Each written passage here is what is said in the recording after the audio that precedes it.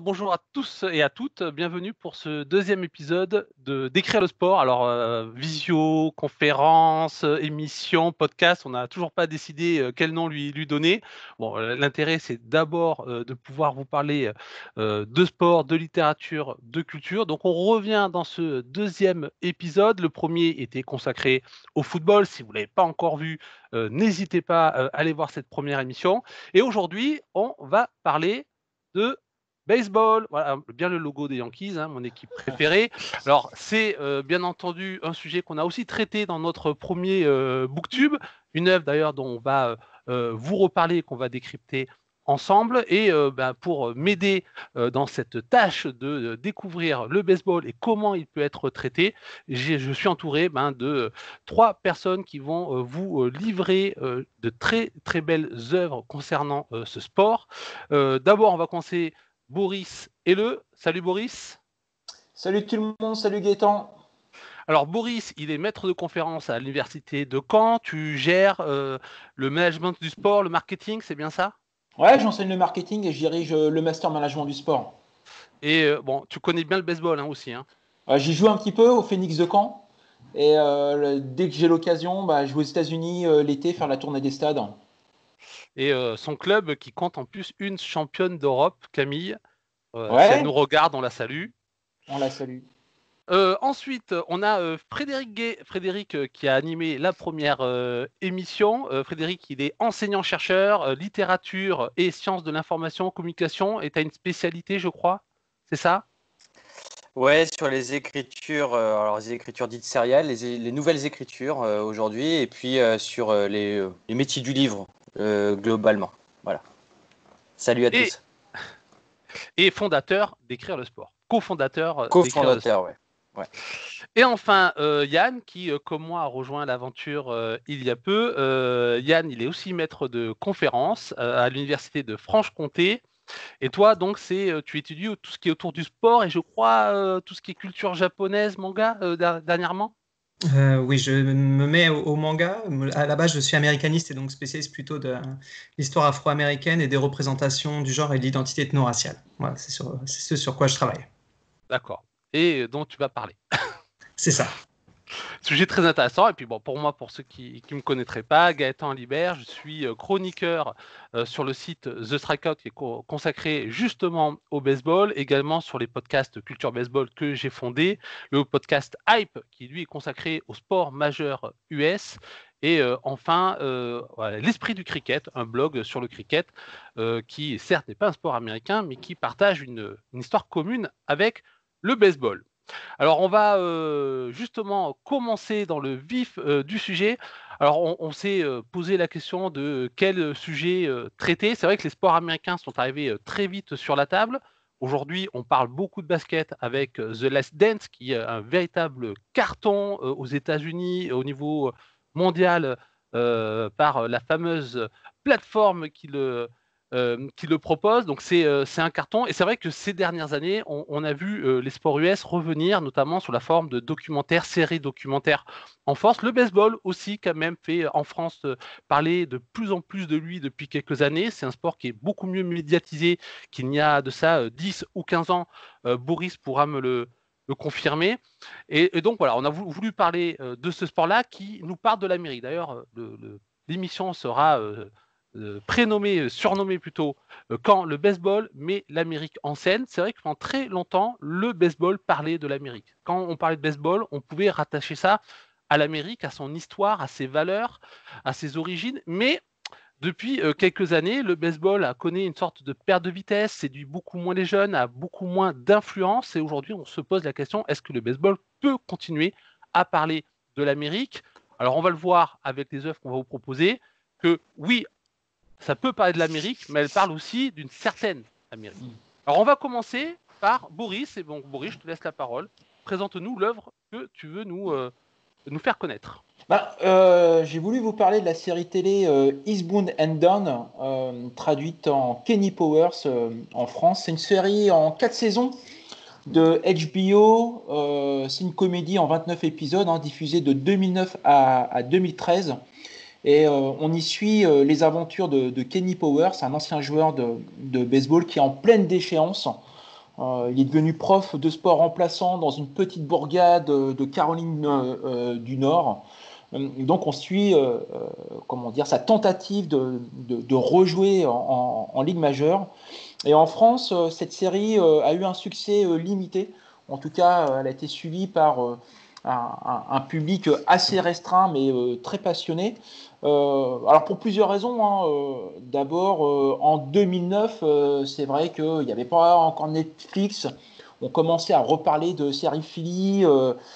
C'était pas si simple que ça de découvrir le catalogue HBO. Donc à l'époque, on pouvait suivre la série sur OCS. Ça parle de baseball, ce qui a peut-être limité l'audience de la série pour un public français. Et surtout, j'aurai l'occasion d'y revenir, c'est un humour très très particulier. Alors, pour commencer cette série, pour en parler, une petite anecdote. En 2012, je fais mon premier voyage à New York, ville que tu affectionnes, Gaëtan. Je suis en plein cœur de Manhattan. Je vais dans le shop HBO. Et c'est la première ou deuxième saison de Game of Thrones. Et partout dans la boutique, il y a des suites à capuche sur les différentes familles. On peut s'acheter du Lannister, du Winter is Coming, etc. Et moi, j'arrive à la caisse avec ma casquette East Boone & Down, mon t-shirt de la deuxième équipe de Kenny Powers. Et puis, bien entendu, tu as montré la balle. Moi, je montre la mienne, la balle de la série. Et avec mon French accent, la caissière se montre très très étonnée que j'achète des produits East Boone & Down, moi le petit français. Elle se montre très étonnée en disant voilà, c'est un humour typiquement américain. Typiquement américain. Alors il faudrait se poser la question de qu'est-ce que c'est qu'un humour typiquement américain. Peut-être que c'est quelque chose qui est évident, explicite, à la différence de l'humour pince sans rire des Anglais. Mais peut-être pour caractériser cet humour, sur le regretté blog de Pierre Cerisier, Le Monde des séries, à l'époque, Pierre Cerisier faisait le parallèle entre Le Beauf de Cabu et Kenny Powers. Car en fait, c'est pas tant une série sur le baseball qu'une série sur un gros con. Parce que Kenny Powers, c'est un gros con. Voilà. Et effectivement, il a tous les attributs du beauf. Il porte le bouc, associé à la coupe mulet. Il s'habille en noir parce qu'il pense que ça fait ressortir son tempérament ténébreux. Il est grossier, il se drogue, il aime le jet ski, il prend toujours un air très profond et inspiré pour sortir des platitudes. Mais là où le beauf de Camus est désespérément bête et méchant, Kenny Powers, on s'y attache. Voilà. On s'y attache parce qu'il est totalement inadapté au monde qui l'entoure. Il n'arrive pas à admettre sa condition de joueur en pleine déchéance et toujours il surjoue. C'est un poseur, égo surdimensionné, imbu de lui-même. Il se comporte comme une superstar qu'il n'est plus. Et pour faire un petit lien avec la littérature, pourquoi est-ce qu'on aime Kenny Powers? Parce qu'en fin de compte, Kenny Powers est à pile distance entre Gustave Flaubert et Jean-Paul Sartre. Gustave Flaubert parce que Kenny Powers souffre de bovarisme. Voilà, il est totalement insatisfait de la vie qu'il mène, et ça c'est un trait commun à toutes les saisons. Et pourquoi Jean-Paul Sartre? Parce que Kenny Powers, vous savez, c'est le garçon de café de L'Être et le Néant qui surjoue sa stature de garçon de café en appuyant les gestes, etc. Et Kenny Powers, il fait pareil, il comble sa propre vacuité en étant une espèce de baudruche qui se pose là et sans arrêt. Voilà, c'est le ressort comique de la série. Alors, pour vous encourager à regarder la série, c'est produit par Will Ferrell, tout de même, voilà, ce qui est un gage de qualité niveau humoristique. Et en fin de compte, Danny McBride, l'acteur qui joue Kenny Powers, n'a cessé de jouer le même personnage décliné dans plein d'autres séries ou films. Toujours sur HBO, la série Vice principale sous The White House Gemstones, il joue encore un gros con. Et avant East Boone & Down, il jouait un professeur de taekwondo qui est l'ancêtre de Kenny Powers, qui était aussi quelqu'un insatisfait de sa situation, imbu de lui-même, un petit peu déclassé, etc. Donc en gros, si on résume, dès 2009, on a un anti-héros. on a le portrait d'une Amérique paumée, un petit peu white trash, et en quelque sorte, on a les prémices d'une description d'une Amérique pré-trumpienne, pour le dire ainsi. Donc je le disais, hein, derrière cette série, c'est du Will Ferrell, c'est Adam McKay aussi, qui depuis fait une très très belle carrière de réalisateur. Danny McBride, vous l'avez probablement vu dans Superbad, Tropic Thunder ou This Is the End. Et puis une apparition exceptionnelle de Matthew McConaughey dans la série, à ne rater sous aucun prétexte. Pour les étudiants passionnés de sport business, regardez la série, vous allez découvrir comment fonctionnent les ligues fermées, puisqu'on va suivre Kenny Powers au Mexique, puis à Myrtle Beach. Et enfin, et je crois que c'est la seule fois où c'est arrivé, on a un personnage de fiction, Kenny Powers, qui a été utilisé par l'équipementier K-Swiss pour devenir le porte-parole de la marque. C'est-à-dire que dans des spots publicitaires, c'est Kenny Powers qui devient le CEO de K-Swiss et qui conçoit toute la stratégie marketing de la marque en jouant son propre personnage. La série se trouve, je suis allé vérifier dans la journée, pour moins de 30 €, vous pouvez trouver le coffret DVD. Voilà. Je ne sais pas si vous avez regardé la série, ce que vous en avez pensé. Allez Fred, dis-nous ton sentiment. Et déjà le même globalement que le tien, Boris. Moi, c'est une série que j'ai adorée dès sa diffusion en 2009. Le décalage de l'humour Farrell, de toute cette sphère-là, qui est pas tout spécialement connue en France, hein, ou alors qui est mal diffusé, disons, en France. Il faut aussi le rappeler. C'est quand même de l'humour, c'est l'humour potache dit à l'américaine. Et ce que tu soulignais, à mon avis, à juste titre, ce qui est une très très grande réussite. Alors, c'est une des très grandes réussites d'HBO. On le rappellera jamais assez à quel point HBO a toujours un coup d'avance en série télé. C'est que sur cette description de l'Amérique white trash, pour le coup, très violente, on a une vraie sympathie pour le personnage. C'est-à-dire que c'est pas à charge contre le personnage, loin de là, alors que dès les premières séquences, le mulet, la grossièreté, le personnage mal placé, on a clairement envie de le baffer, hein, clairement. Enfin, on a envie de le retourner. Il y a vraiment des situations quasi intimistes dans cette série, à tout point de vue, y compris auprès de personnages qui sont des souffres-douleurs, hein, de Kenny Powers. Je pense, j'ai oublié son nom, mais le prof de musique. Stevie. Stevie, voilà, exactement. Son assistant. Voilà, c'est génial, notamment quand la série part au Mexique, etc., ça devient vraiment incroyable. Et une vraie série à rebondissement avec des guests. Tu parlais de Matthew McConaughey, qui est génial. La guest de Will Ferrell l'est tout autant, à mon sens. Et c'est des vrais clins d'œil. Alors en plus, à la culture pop. Alors, là, HBO avait réussi à faire un vrai vrai produit de culture pop, en assumant son regard du baseball populaire, du baseball aussi, enfin d'être, disons, un peu les mains dans le cambouis de l'Amérique profonde, entre guillemets. Moi, ce qui m'a beaucoup plu aussi, c'est que ce personnage-là, tu le disais, hein, qui est toujours un peu insatisfait, hein, dans sa condition, insatisfait dans sa condition de star, finalement, qui est quand même ce personnage, ce sportif ultime, c'est-à-dire aussi grossier, aussi drogué, aussi alcoolique qu'il soit, a un bras incroyable, un talent, quelque chose d'inné, et qui est finalement derrière quelque chose un petit peu de la légende sportive, celle qui ne sera finalement, qui n'aura jamais la carrière à hauteur de ce qu'on pouvait attendre. Finalement, il y a quelque chose de brisé, quelque chose de fragile, de plus intimiste, qui au travers même de l'humour, on arrive à l'atteindre finalement à chaque fois, et on voit toute la difficulté d'un parcours de sportif de haut niveau aussi à ce niveau-là, avec tout ce que peut offrir, hein, le strass, les paillettes, les femmes, et finalement Kenny Powers tombe dans toutes les embûches, hein, pour le coup. Alors, à moins que Yann, tu avais quelque chose, vas-y. Alors, rapidement, alors moi, je n'ai pas encore vu la série, mais vous m'avez bien donné envie de la regarder, sincèrement.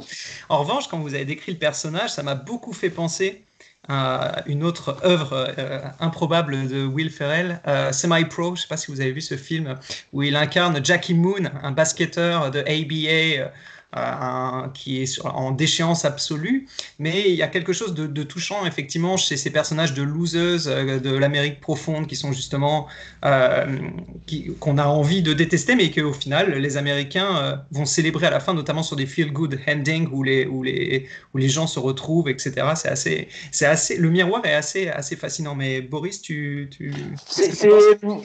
la même famille, hein. C'est la boîte de prod qui a fait le film que j'évoquais tout à l'heure, The Foot Fist Way. On retrouve Danny McBride en professeur de taekwondo qui est finalement l'ancêtre de Kenny Powers. Donc cette boîte de prod, c'est Gary Sanchez Productions, qui est la boîte de prod d'Adam McKay et Will Ferrell. Et effectivement, tout ce ton sur l'attachement à des personnages un petit peu ratés, etc., on va le retrouver dans tous les films. Sachez-le, Will Ferrell a suivi des études de management du sport. C'est quelqu'un qui voulait être journaliste sportif, et il a une grosse part de sa filmographie qui est dédiée au sport, avec le basket, tu le rappelais, mais aussi le patinage artistique, le NASCAR, etc.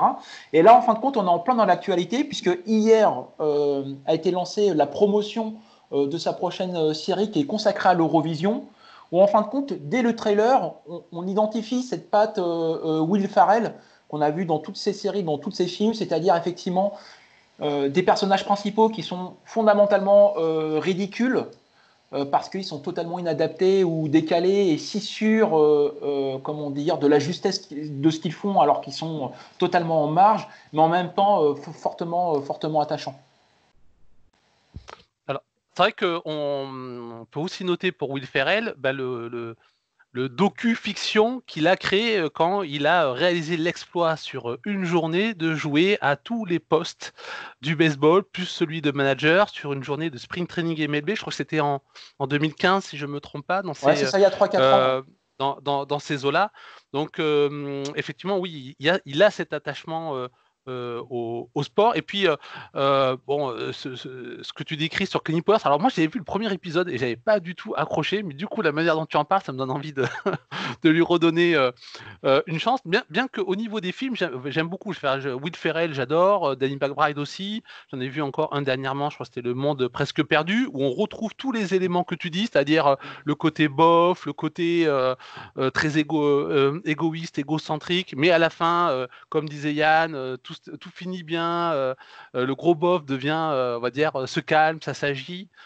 C'est vrai qu'on retrouve ça. Moi, ça m'a fait penser, ta description, à un roman, on aura peut-être l'occasion d'ailleurs d'en reparler, c'est celui de Philip Roth, The Great American Novel, donc le grand roman américain, parce qu'il utilise un petit peu la même forme d'humour. Alors c'est un nom, je ne me rappelle plus, je ne sais plus si c'est les Southern Tales, mais c'est une forme d'humour venue du sud des États-Unis, où en fait on va utiliser le grotesque pour renverser des valeurs. Et Ross le fait avec le baseball, qui est quand même à l'époque où il écrit en 73, c'est encore quand même le sport national, le sport majeur. La NFL n'est pas encore totalement ce qu'elle est.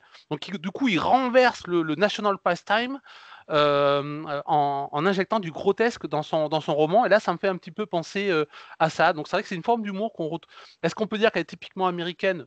Peut-être pas, parce qu'on pourrait la retrouver sous d'autres formes dans d'autres pays, je pense aux Anglais, mais, ou même en France d'ailleurs. Mais c'est quand même effectivement quelque chose qui est extrêmement utilisé aux États-Unis, à la fois dans la littérature, mais aussi au cinéma ou dans les séries télé. Vas-y, Fred. Je pense que ce qui est typiquement américain, peut-être que si on peut essayer d'apporter une définition, c'est pas simple, mais c'est que par rapport à ce personnage du beauf archétypal et même par rapport au schéma qu'on voyait avec les films de Farrell, hein, que ce soit Les Rois du Patin, Ricky Bobby, c'est-à-dire le succès, la chute, et puis espèce d'après de roman d'apprentissage un petit peu inclus dans la reconquête du succès, un succès éthiquement plus viable, plus intéressant, etc., etc. Et finalement, le beauf, il est jamais totalement dézingué, c'est-à-dire que c'est pas un personnage qu'on qu'on va taper à coups de batte de baseball, désolé pour le mauvais jeu de mots, qu'on va essayer de complètement enterrer. C'est finalement un personnage qu'on essaye aussi, dont on essaye aussi de comprendre les défauts, presque dans un angle, je dirais presque sociétal, c'est-à-dire qu'on sait que ça fait partie d'une espèce de tout un panorama de l'Amérique dite profonde, et on la regarde avec un regard pas si alarmiste ou pas si dégueulasse que ça, c'est-à-dire qu'on n'est pas en train de lui tirer à boulet rouge dessus, comme je dirais, si je fais des comparatifs qui sont très certainement fallacieux, mais comme on pourrait traiter le footeux en France, par exemple, où justement on reste à un niveau, c'est un beauf, point barre, et il mérite que ce qu'il mérite. Et finalement, il a que des pieds, et le jour où il aura une tête, on lui parlera. Alors, sur moi, quand Boris, tu as proposé cette œuvre-là, moi, ça me fait réfléchir quand même à ce que, honnêtement, les bonnes séries de baseball, elles sont très récentes. Il n'y en a pas beaucoup. Autant le baseball, au niveau du cinéma, par exemple, aux États-Unis, il y a une énorme production et en plus une production de qualité. Là encore, je voyais récemment sur des films à voir de sport en France, hein, des listes faites par les Inrock, etc. On retrouve par exemple le Stratège, on va retrouver une équipe hors du commun. Donc il y a vraiment des films de qualité produits aux États-Unis qui font partie des films cultes du monde sportif. Mais en revanche, en série, c'est vrai que les séries de sport, elles sont quand même relativement rares et encore plus au baseball. Et les bonnes, en fait, elles sont assez récentes. Donc, celle dont tu parles, il y a Pitch, mais qui n'a duré qu'une seule saison, malgré des critiques. Tout le monde aurait aimé une deuxième saison parce que c'est vraiment élogieuse, hein, c'est une série qui montait en puissance, donc vraiment tout le monde regrette. En plus le sujet, hein, sport au féminin, la première joueuse fictive à arriver en MLB, donc il y avait vraiment un message assez fort. Ou encore Brockmire, je sais que tu l'as vu, donc mais quand on voit par exemple au Japon, c'est totalement l'inverse. Au Japon, il y a très très peu de films de baseball de qualité. Souvent, c'est des films là pour le coup assez grotesques avec des zombies, des nazis, genre Battlefield Baseball, Deadball, etc. Des films, des beaux films de baseball au Japon qui est pourtant baseball, c'est le sport national depuis presque 100 ans. En revanche, grâce au manga, ils ont énormément d'excellentes séries à proposer sur le format télévisé aux jeunes et aux moins jeunes.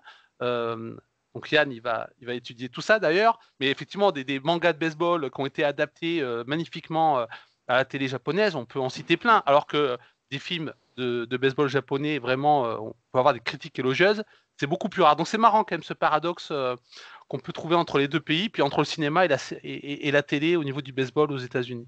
Lorsque tu parles d'adaptation, adaptation en animé pour le coup? Souvent, c'est plutôt des mangas qui sont adaptés en animé. Ça peut parfois être l'inverse, mais c'est beaucoup plus rare. Ces derniers temps, on voit aussi des jeux de baseball adaptés en animé, notamment des jeux de baseball féminin qui sont adaptés en animé de baseball féminin, ce qui est d'ailleurs assez intéressant parce que c'est quelque chose qui était un petit peu absent jusque-là.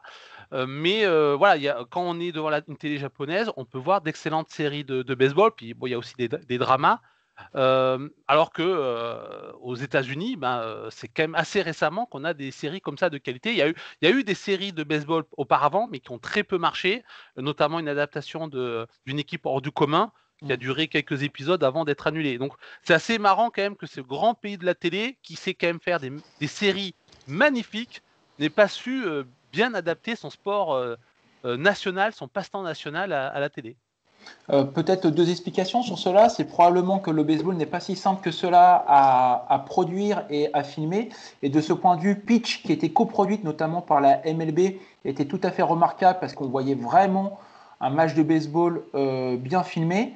Et pour le coup, c'est vrai que le baseball était souvent relégué, mais comme d'autres sports, hein, notamment le football américain, etc., toujours sur l'épisode spécial d'une sitcom, classique, on a toujours une famille qui va dénouer une rivalité avec un voisin sur un match de softball l'après-midi, etc. Donc c'est aussi un passage obligé qu'on a vu dans beaucoup de sitcoms des années 60, 70, 80, mais probablement aussi que le baseball est très dur à filmer de l'intérieur et on a vu aussi de grands réalisateurs de cinéma se rater complètement sur des adaptations de films sportifs. Même si tu le disais tout à l'heure, le baseball a plutôt produit d'excellents films, mais à y réfléchir, ces films ne se distinguent pas nécessairement par leur manière de filmer le sport, mais plutôt de filmer la coulisse, finalement. C'est exactement ce que je veux dire. Si on remarque, d'ailleurs, si on peut se permettre des comparatifs, mais je pense qu'ils sont permis, c'est que la production, elle était similaire sur le foot pour les pays européens, par exemple, parce qu'il y a évidemment cet impact extrêmement conséquent de l'image, c'est-à-dire que regarder du football, regarder du baseball fait partie, disons, de notre quotidien ou de nos semaines en l'occurrence, et finalement on n'est jamais au niveau dans la narration littéraire, cinématographique, au niveau du storytelling qui se déroule, du drama qui se déroule naturellement sous nos yeux. Et ça, je pense que d'autant plus qu'on est, disons, pétri d'images ou matraqué d'images, en l'occurrence, de résumés, de ralentis, etc. etc. Donc, la manière de filmer le sport est très compliquée, ou en tout cas d'apporter de l'originalité. Par contre, on le voit bien, d'ailleurs tu parlais tout à l'heure des productions Netflix, on le voit bien comment le sport est rentré, disons, dans les catalogues Netflix à l'aune de séries documentaires notamment, ce qui a été fait sur la Formule 1 par exemple, ce qui est fait aussi de manière des fois un peu fallacieuse, disons, sur les clubs de foot. C'est un système immersif dans la coulisse, encore une fois. C'est-à-dire que ce qui soulève de l'intérêt, c'est de rentrer en dehors du terrain. On n'a rien d'autre à dire finalement sur le terrain. Il est commenté, ultra filmé, mais on a encore des choses à dire. Et finalement, c'est ça certainement aussi qui a. Vous citiez Pitch, Pitch me semble être un superbe entre-deux pour le coup là-dessus, puisque en effet, il y a quelque chose de l'ordre un savoir-faire des ligues sur la manière de montrer leur sport, mais en même temps aussi un storytelling qui est sur une manière de vivre le sport, de le construire, etc., etc. Donc on n'est pas dans le documentaire, mais ça a la qualité dans les modes de représentation. Ça a la véracité, disons, de la représentation du sport. Et en même temps, ça va chercher plus loin, ça a un storytelling, etc., etc. Ça a une vraie histoire. C'est vraiment charpenté pour une série, quoi. Alors, juste pour rebondir là-dessus, si je peux me permettre, il y a aussi une chose, c'est que dans les médias américains, de toute façon, retransmission sportive égale storytelling. Donc, il y a déjà énormément de storytelling qui est construit autour du spectacle sportif réel, entre guillemets. Donc, les séries permettent quoi? Elles permettent de construire sur l'autour, en fait. C'est ça qui est intéressant, c'est de se consacrer essentiellement à ce qui se passe autour. Et là, vous l'avez bien dit sur le baseball. Pour prendre l'exemple du manga, le manga, c'est vraiment le médium de l'introspection. On a vraiment, et c'est pour ça que le baseball se prête particulièrement bien à l'animé, c'est-à-dire que tout le temps de la préparation du pitch, le lancer, etc., vous avez vraiment tout ce qui se passe dans la tête du personnage, dans ses sens, etc. Il y a vraiment une construction qui est très très puissante faite là-dessus dans les mangas de sport. Avant, on avait ça sur Olive & Tom et on trouvait ça absurde parce que le temps qu'il court le terrain, on se disait mais le terrain mesure 10 km ou quoi. Là, sur le baseball, il y a un quasi-réalisme en fait dans l'introspection du personnage dans le manga et je pense que ça marche particulièrement bien. Il y a 1000 exemples, mais moi j'ai une faiblesse pour Ace of the Diamond, mais même si Gaëtan va nous parler peut-être d'autres choses une autre fois, mais Ace of the Diamond, il y a vraiment cette exploration de l'introspection du personnage, ses traumas aussi, toutes ces crises de trauma, c'est les rites initiatiques liés à la masculinité, etc. Parce que aussi, la masculinité est présente dans tout ce qu'on vient de dire. Will Ferrell, c'est le frat boy, c'est une masculinité américaine qui se retrouve, pour lesquelles justement les Américains hommes ont une sympathie. C'est eux au college, à l'université, qu'ils retrouvent à travers Will Ferrell. Et Will Ferrell joue énormément là-dessus, sur sa marque. Donc, il y a toutes ces questions-là qui peuvent aussi se retrouver dans le manga et le côté introspection du manga, beaucoup plus que dans la série télé en réalité. Alors, c'est extrêmement intéressant, mais le temps avance et je pense qu'il serait temps de passer au thème suivant. Merci Boris, en tout cas, de nous avoir fait découvrir cette série ou redécouvrir pour certains. Je pense que tu auras donné envie de la tester ou de la retester. Alors, on va passer à Fred. Et justement, on va faire la transition parce que Fred, tu vas nous parler de littérature, mais tu vas aussi nous parler de télé. Donc, je te laisse la parole. Je te remercie. Oui, en effet. Alors, je vais faire plusieurs continuités puisque je vais reparler du meilleur de Bernard Malamud dont tu as parlé dans le premier booktube d'écrire le sport, The Natural pour son titre en américain, paru initialement en 1952. Et puis je vais parler d'une de ses adaptations. Alors, mettons des gros guillemets à adaptation, puisque toi, tu as parlé de son adaptation stricto sensu, en quelque sorte, au cinéma, qui date du milieu des années 80. Alors qu'on voit ici à l'écran. Et moi, je vais parler de son adaptation détournée dans un des épisodes d'X-Files, dans exactement le 19e épisode de la 6e saison d'X-Files, dans un épisode qui s'intitule en anglais, alors en français Le Grand Jour, en anglais The Unnatural en l'occurrence, qui intègre à toute la mythologie exfalienne, donc des extraterrestres et comment dire, tout ce qui fait à mon sens la quintessence du roman de Malamud. Alors peut-être pour rappeler quand même rapidement qu'est-ce qu'est le roman de Malamud. Déjà, soulignons, rappelons que c'est un roman qui est arrivé très tardivement en France, publié une première fois seulement en 2015 par Rivage. Clin d'œil quand même, Rivage qui publie aussi les magnifiques romans de David Peace sur le football en France, et qui a apporté, alors que Bernard Malamud est un des grands auteurs de la littérature de la deuxième moitié du XXe siècle aux États-Unis, un grand aspirateur de Philip Roth, tu en parlais tout à l'heure, très aussi largement inspiré lui-même par Fitzgerald, et d'ailleurs on voit toutes ces influences-là dans le meilleur, dans The Natural. L'histoire, elle est assez simple et en même temps, elle est très énigmatique. Elle me semble parler particulièrement bien du baseball. Première parenthèse très rapide. Déjà, c'est un roman qui parle énormément de baseball avec des scènes extrêmement conséquentes sur le jeu. D'ailleurs, moi, la première fois que j'ai lu Le Meilleur, j'étais pas du tout au parfum de la complexité des règles du baseball, et j'étais des fois perdu. En tout cas, je me servais de l'appareil critique qui était proposé par l'édition de Rivage pour comprendre un petit peu à quel point c'est vraiment un texte référencé. Au-delà de cette connaissance du baseball, on rentre finalement dans une histoire aussi assez lambda par rapport même à ce qu'on a dit, c'est-à-dire cette histoire d'un talent qui ne va jamais être finalement complètement au sommet de sa carrière, l'histoire de Roy Hobbs, petit génie du baseball qui sort de son fin fond, du bout du monde de l'Amérique profonde, puis qui voit sa carrière brisée du jour au lendemain par un mystérieux coup de feu délivré par la gâchette tout aussi mystérieuse qui a généré ça. Et puis 15 ans plus tard, on revoit ce Roy Hobbs revenir sur le devant de la scène dans une équipe de pieds nickelés qui va finalement réussir à obtenir du succès.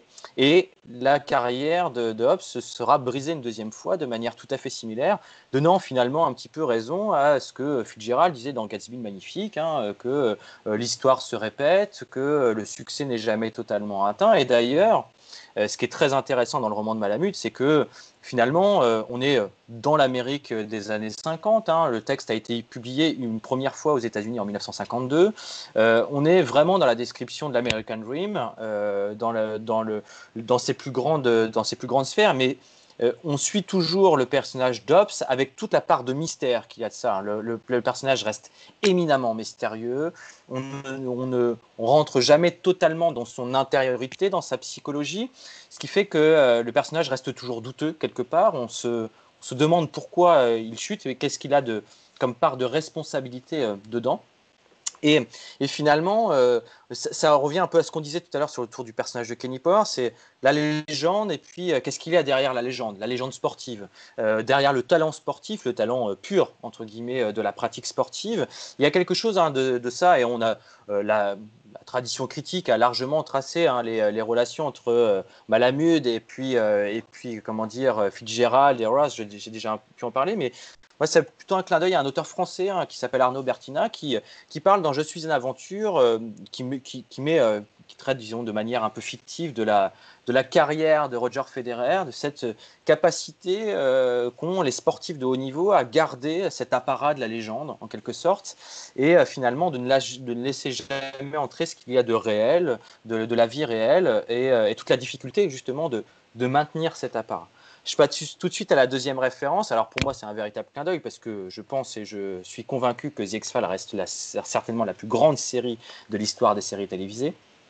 la plus grande série fantastique. En tout cas, The Unnatural, c'est un épisode un petit peu décalé dans la genèse de The X-Files. D'une part, alors, pour le dire très vite, on est en 1947, on est dans un club de Roswell, donc évidemment, on est à proximité des extraterrestres, mais un match de baseball est interrompu par un groupe de cavaliers du Ku Klux Klan qui viennent traquer Josh Exley, qui est un joueur talentueux, mais noir, en l'occurrence. Et il s'avérera que les membres du KKK sont des extraterrestres, mais que Josh l'est aussi, en l'occurrence. Alors, pour la 6e saison d'X-Files, pour ceux qui ne la connaissent pas, on est en pleine guerre des étoiles, en l'occurrence.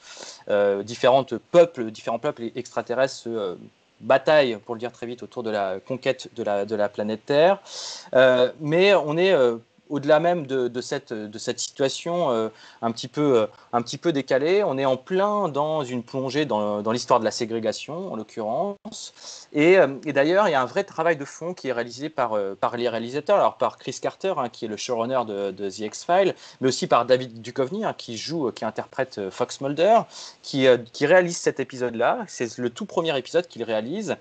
Duchovny est passionné de baseball et il considère que The X-Files, qui est une série qui parle avant tout, au-delà même de parler d'extraterrestres, qui parle avant tout de culture pop américaine, doit à un moment donné parler de baseball. D'ailleurs, le baseball sera le seul sport qui sera traité par The X-Files. On verra une fois Mulder nager, lui, tout agent du FBI qu'il est, entretenir, disons, sa condition physique. Et en fait, l'épisode est travaillé en 1998, alors que Mark McGwire et Sammy Sosa battent tous les deux le record de home run, un record qui est détenu depuis 1961 par Roger Maris. Et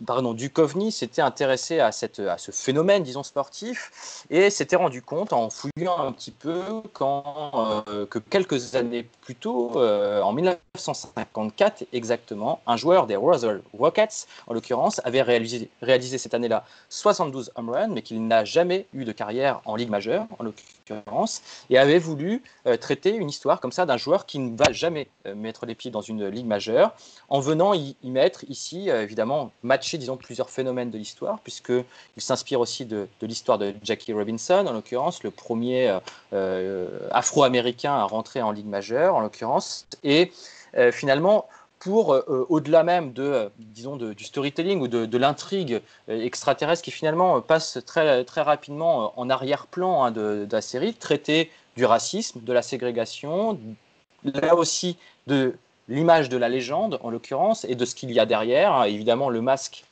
là ici on est dans une analyse socio-anthropologique, l'alien est traité plutôt comme l'étranger en l'occurrence. Et amène vraiment X-Files du côté de l'analyse sociologique, ce qu'elle fait très régulièrement et nous le rappelle très, très fortement, et encore plus du melting pot, disons, de la pop culture. Alors c'est vrai que David Duchovny c'est un fan de baseball, c'est un fan des Yankees, puisqu'il a grandi notamment à New York, et il a joué au baseball au lycée également, et puis il a écrit un roman, Bucky Fucking Dent. Bucky Dent, en fait, c'était un shortstop des Yankees qui a frappé un home run pour 3 points, si je me souviens bien, sur un fameux match Do or Die pour les playoffs de 1978 entre les Red Sox et les Yankees. Donc, vous imaginez la rivalité historique du sport américain. Et d'ailleurs, dans son roman, il y avait déjà, il apporte un peu aussi une analyse sociologique. Enfin voilà, c'est vrai que dans sa manière d'écrire, dans sa manière même de jouer, les rôles qu'il prend, c'est quand même des rôles assez marqués, assez tranchés. C'est pas quelqu'un qui est lisse. Bon, il a étudié, il a fait des études, il a des diplômes en littérature. Donc c'est quelqu'un qui intellectualise beaucoup à la fois sa carrière, son propos, des scénarios, des romans qu'il fait. Donc, effectivement, il avait, je crois, très envie dans cet épisode X-Files, qui est le premier qu'il écrit et réalise seul, parce qu'il avait déjà collaboré sur d'autres épisodes, de vraiment mettre sa marque. Et bon, je sais que dans une interview, il disait qu'il a eu quand même de la chance de tomber sur cette incroyable histoire de record de home run à Roswell. Ça tombait quand même plutôt bien. Peut-être le destin pour certains diront. Hein. Mais voilà, donc effectivement, c'est... Le propos de cet épisode est extrêmement intéressant. D'ailleurs, je crois que c'est un un des épisodes les mieux notés de la série. Il me semble que beaucoup le considèrent vraiment dans le top des épisodes de la série, peut-être justement parce qu'il y apporte vraiment quelque chose de très personnel sur sa manière de voir les choses, de voir l'Amérique et le baseball. Je ne sais pas si quelqu'un d'autre, Boris. Oui, simplement pour apporter une précision pour les auditeurs qui ne seraient pas au fait de l'organisation du sport nord-américain. Depuis tout à l'heure, on parle beaucoup de ligues majeures et c'est le point commun finalement entre le propos de Fred et le mien sur Kenny Powers. C'est-à-dire que Frédéric vient d'évoquer un joueur d'une ligue mineure à Roswell, si j'ai bien compris. Et on parlait tout à l'heure de Kenny Powers qui essaie de regagner les ligues majeures en passant par des ligues mineures.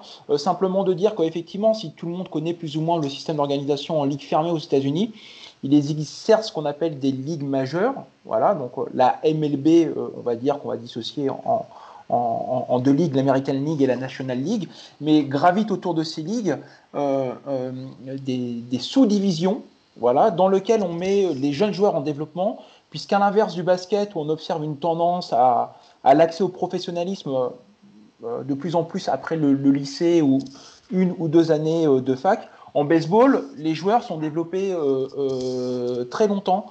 Lorsqu'on parle finalement d'accès aux ligues majeures, c'est quelque part aussi le Graal américain, peut-être aussi une espèce de métaphore, alors certes de l'American Way of Life, et puis tout est possible, voilà, tout est possible aux États-Unis, cette espèce de réussite sociale et de gravir les échelons, quoi.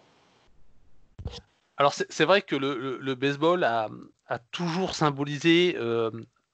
Le baseball a énormément de valeurs et de thématiques qui sont très profondément ancrées dans l'histoire des États-Unis, parce que cette jeune nation américaine a utilisé le baseball pour créer sa mythologie. Nous, en Europe, on avait une histoire assez ancienne, avec des mythologies, des légendes, des personnages historiques. Eux, ils ont dû tout créer, parce qu'ils ne voulaient plus se référer à la vieille Europe, comme on avait pu entendre à une certaine époque.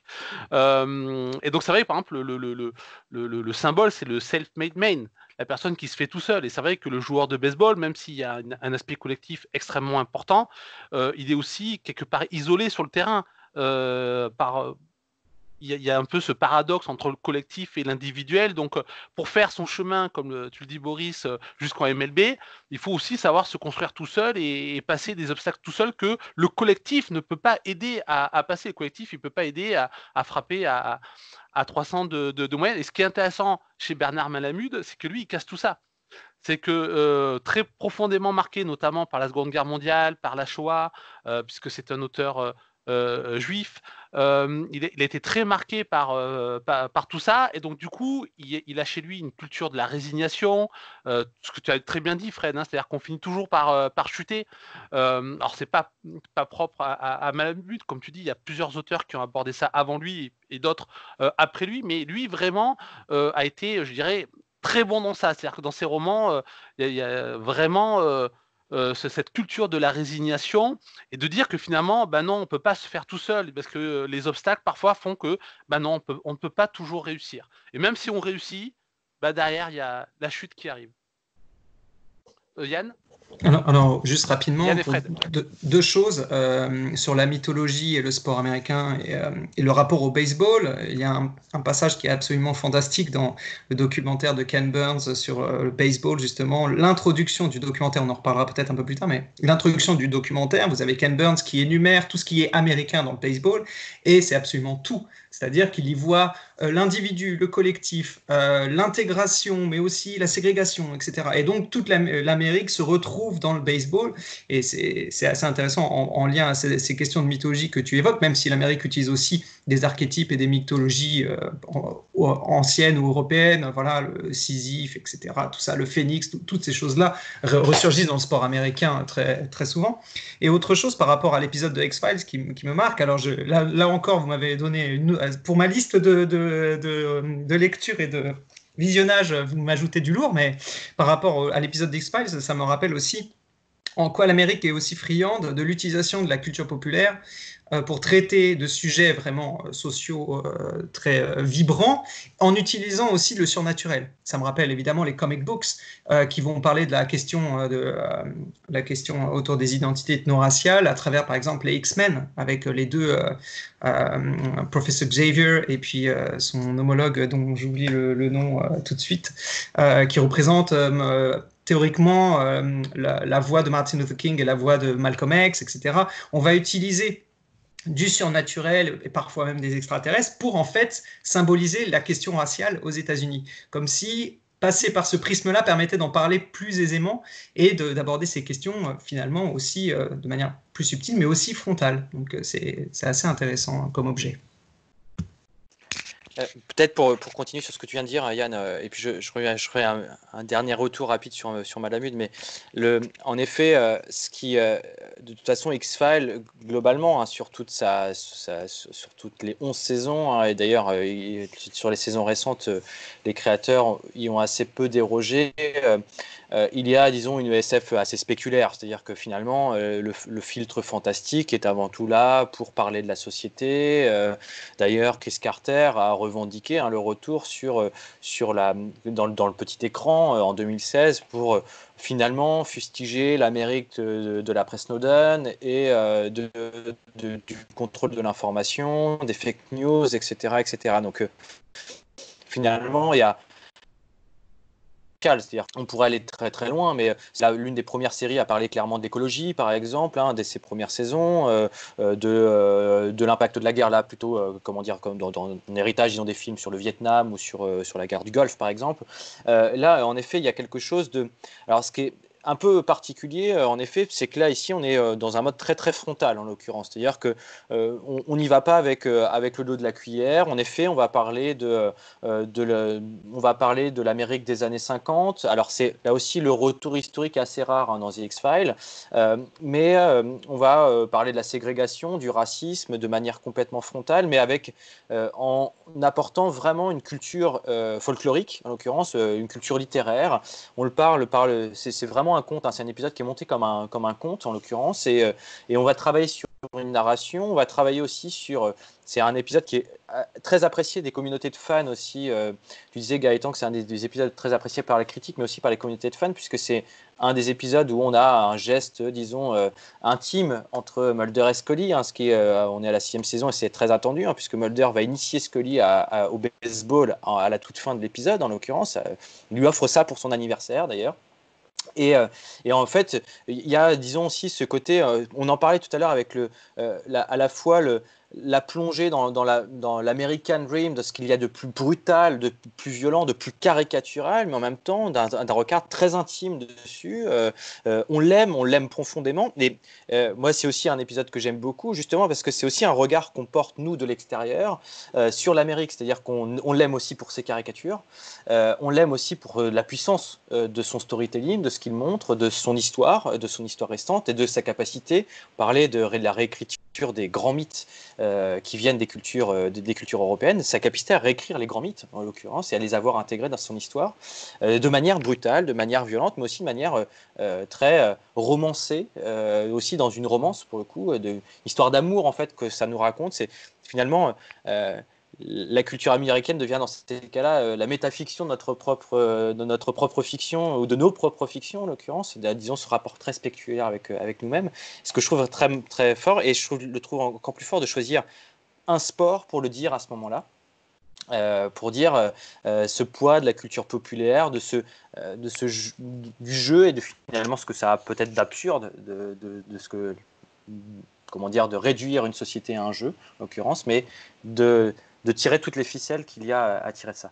Sur Malamud, je termine très rapidement. Sur Malamud, en effet, ce qui est très intéressant, tu disais, la tension entre l'individuel et le collectif, c'est que quand même, là, Malamud est assez presque caricatural, disons, sur ça, ou en tout cas son schéma narratif est assez caricatural, puisque la chute intervient à chaque fois où il oublie le collectif, en quelque sorte, où il se croit arrivé au bout du succès, en quelque sorte, où il oublie le jeu d'équipe. Je pense notamment à la deuxième partie du roman, où cette équipe de pieds nickelés, où il devient non plus complètement disons, le vecteur de la réussite, mais il devient la star d'une équipe, en l'occurrence. Et ça aussi, c'est très intéressant, toutes ces tensions là sur notre sujet sportif en tant que tel, toutes ces tensions, la star qui tire, mais en même temps celle qui peut faire tomber un collectif, les équilibres extrêmement ténus, compliqués à maintenir dans les collectifs, dans tous les sports co en l'occurrence. Et je trouve que c'est très intéressant avec le baseball, qui est à la fois un sport très collectif, évidemment, en plus où les stratégies sont extrêmement fortes, mais où la performance individuelle parle à chacune des étapes de la partie, peut-être plus que dans d'autres sports co en l'occurrence, et d'oublier que, il y a vraiment quelque chose de presque bicéphale dans la pratique du baseball, justement, entre le sport co et le sport individuel. Je ne sais pas si Boris avait quelque chose à dire. Non. Alors, c'est vrai que, mais le baseball, c'est en ça que il n'a pendant très longtemps bien reflété l'Amérique. C'est vrai que tout à l'heure je parlais de création de sa propre mythologie, mais en même temps, effectivement, elle a été forcée de reprendre la mythologie des colons quelque part, hein.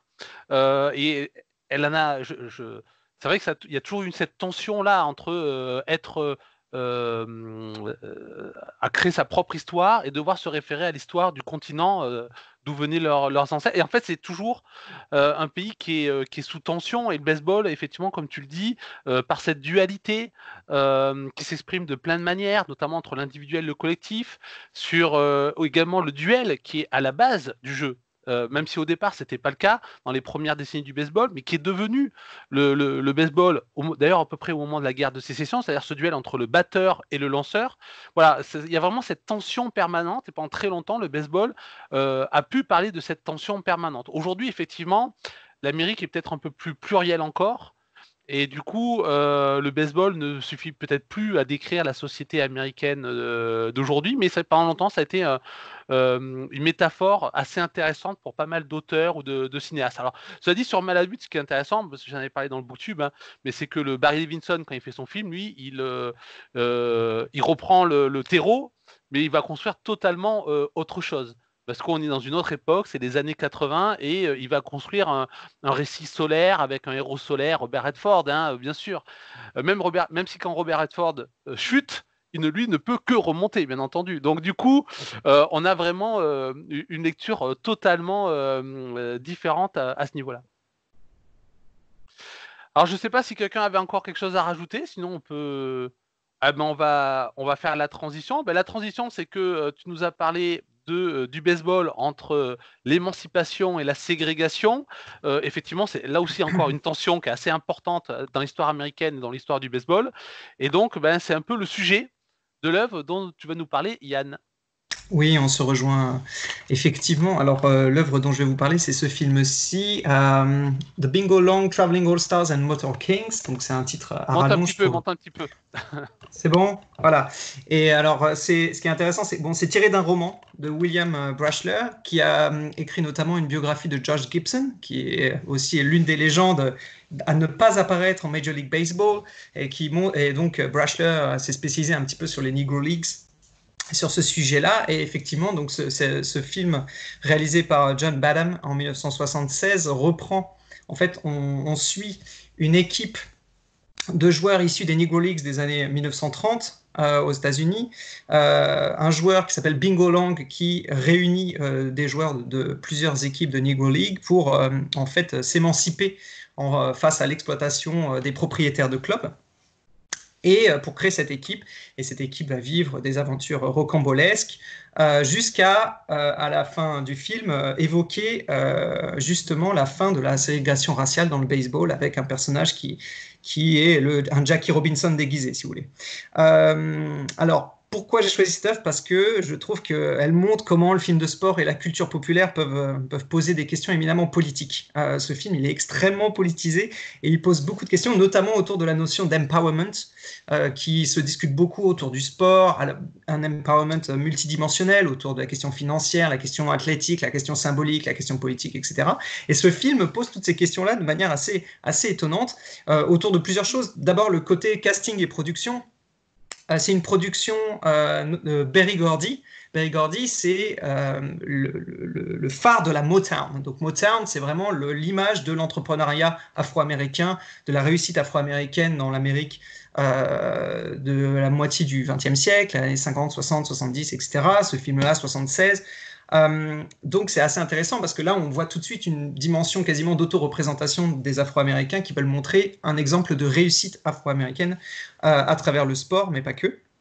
Il y a aussi le casting, donc Billy Dee Williams, qu'on connaît notamment pour son rôle dans Star Wars, mais qui était déjà connu à cette époque-là, qui était décrit comme le Clark Gable afro-américain, et qui pour ce film-là a remporté le NAACP Image Award, donc de la National Association for the Advancement of Colored People, donc une association vraiment, une institution du combat pour l'égalité raciale aux États-Unis qui lui offre cet award pour ce film. Donc voilà, une reconnaissance pour Billy Williams.